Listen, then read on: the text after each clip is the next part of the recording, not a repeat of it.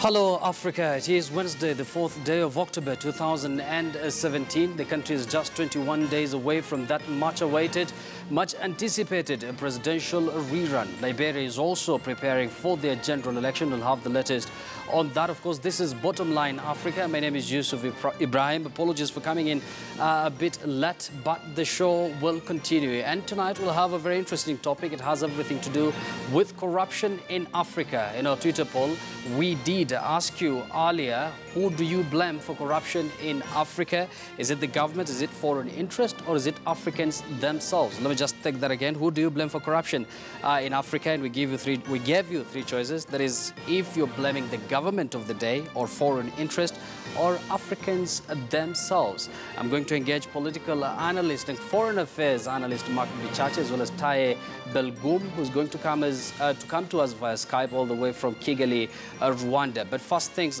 first, we're going to look at a very interesting topic as well that has everything to do with, Africa and French connections.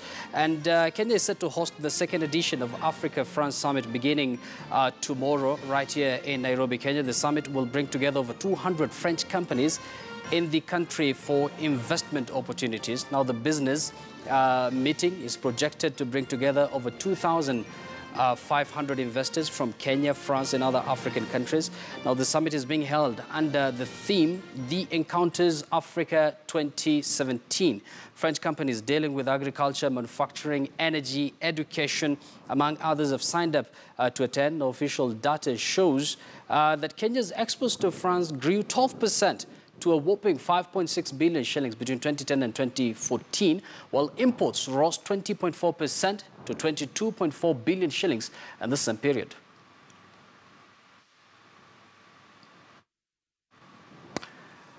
Now, before we get to the details of that story, let's take a look at some facts and figures about, French companies in Africa. And they have various companies already in Africa. There are Total, there's Lafarge. Total, of course, deals with petroleum and petroleum products. And then Lafarge there, as you have already seen. I'm going to engage Owen shortly is going to tell us more of those companies. We have the Pujo, the car manufacturing company. Carrefour is also another company that is based in Africa, as well as Bolo Logistics. And then I think we have about 200 companies that are already based in Africa. Alliance Française there is something that even Kenyans are well familiar with.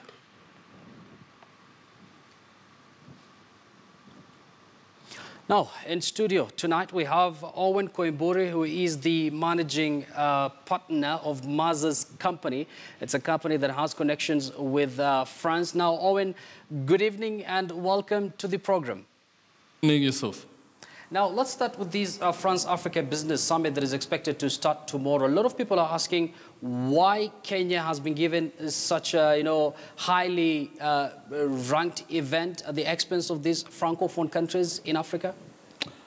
Yusuf, as a matter of fact, this very, very important conference is taking place in three cities in Africa, starting with Abidjan, yes. Tunis, and Nairobi. So those are the three cities that the Les Rencontres conference, as it's called, is taking place now. In Nairobi, is starting tomorrow and ending on Friday. Now, being a stakeholder here, what are some of your expectations from this summit, and how is Kenya and by extension Africa stand to benefit? Well, to start with, Yusuf, it's important to note that this is first and foremost a business development and networking forum that is going to bring together over 400 CEOs of French companies with an equal number, probably about 3,500 local CEOs in Africa. Yes. The theme of the conference is just deepening the partnerships of African companies and French companies. Yeah, and speaking about French companies, Owen, there are about 200, I believe, in Africa.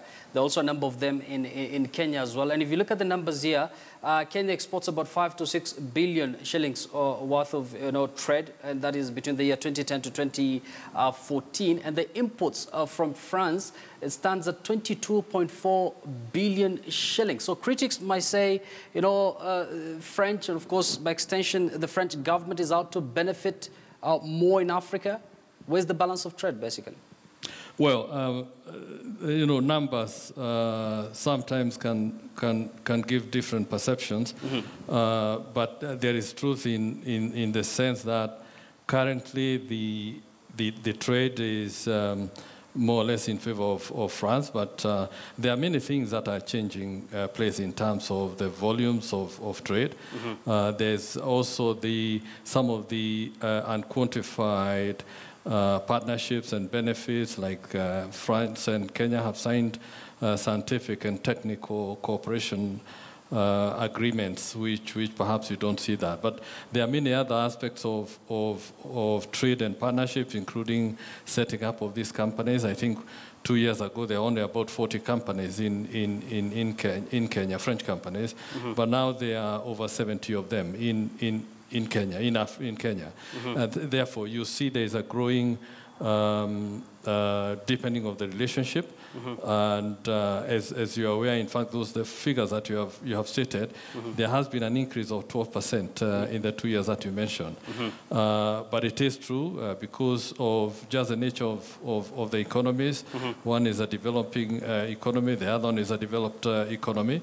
And it's not so much just Kenya and France, it's quite a number of other countries where... And Owen, speaking about other countries, we've seen a growing interest from the Chinese, specifically in African countries, including Kenya. We've seen interest by, the likes of America and the rest. So do you think with this kind of summit, the France-Africa Business Summit, France also is trying to make sure that they're not left alone or they're not left back? I think, Yusuf, one needs to look at the geopolitics that are taking place currently. You mentioned about the interest that, for example, the Chinese, just recently we had the TICAD conference here, which was the first major Japanese trade and development conference taking place in Africa. Then, of course, even this year we've had the UNCTAD conference taking place in Nairobi. Again, this is the first time that it's taken place in Africa. So I think one sees a tendency and a natural realignment. I think it's something that we should be proud of as Kenyans. And essentially is because of where we are. Kenya is the gateway to the rest of East and Central Africa, naturally because of where it is situated. And also because as a hub, most events take place sat in Nairobi. So yes, I think what you have said is true in terms of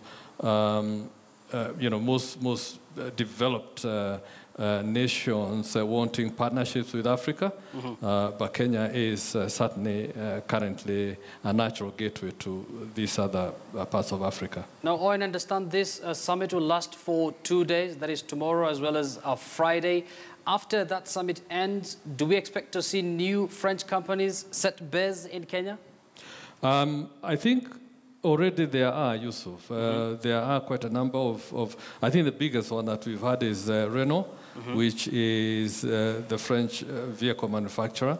Vehicle manufacturers are coming back to Kenya after many years, over 20 years. And Renault is one of them. So there are others in pharmaceutical industries. There are others that are targeting IT industry. So there will be quite a number. Currently, I'm aware about 70 are already here. Not even wanting to come, they're already here in Kenya. And there are other major summits that have been held within this and a bit of last year in Kenya, including UNCTAD, the TICAD, and all these other summits. So as a business person, what are you reading in this? Is Kenya heading to the right direction? What is Kenya doing right to make sure that it attracts this kind of high-level business summit? Yeah, I think there are many things that we can be proud of as Kenyans. The fact that you have all these companies coming here, one, I think, is to gain from the very, very, very hardworking culture that we have here in Kenya, the young population, energetic people.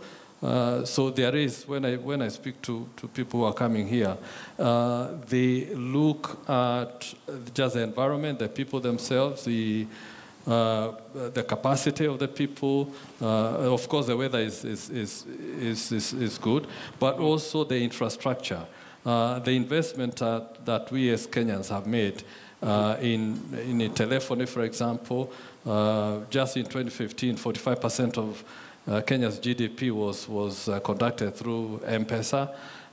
So people are getting very interested to know, to just find out, what it is that we do. So there are a number of things that are attractive to foreign investors in this country, and those are just some of the things that I think the people is our biggest asset in this country. There is the infrastructure, of course. There is the weather. Yes. There is the ability to do business. Kenya has been right now has moved further than many other countries in terms of ease of doing business. That is, how easy is it to form a company? We've got a new Companies Act that has just been passed after almost 60 years of the old one. And it promises radical changes in the way of doing businesses, getting licenses. So there are very many things that are happening in this country that are attractive, of course, to the private investors coming from other parts of the world. Yes. Not to mention, of course, just the stability. We've had relative political stability. That is very important. That is very attractive to investors as well. Thank you very much. Owen Koimburi is a managing partner of Mazda's company, trying to give us a curtain raise of that major summit that is going to happen tomorrow. That is the France-Africa Business Summit. Remember, our discussion tonight has everything to do with corruption in Africa. We did ask you earlier on a Twitter poll, who do you blame for corruption in Africa? We gave you 3 choices. Is it the government? Is it foreign interest at a time when we are seeing Chinese, French and all these countries, having interest in the continent? And the last choice is Africans. Continue tweeting. Remember, our hashtag is Bottomline Africa. Our Twitter handle is at KTN News. You can as well tweet me at Yusuf Ibra. Our guests are on standby, ready with us in studio. We have political analyst Mark Bichachi. We're also going to be joined all the way from Kigali, Rwanda, by Taye Belgum from Africans Rising. All that after this very short break. Don't go too far. We'll be right back.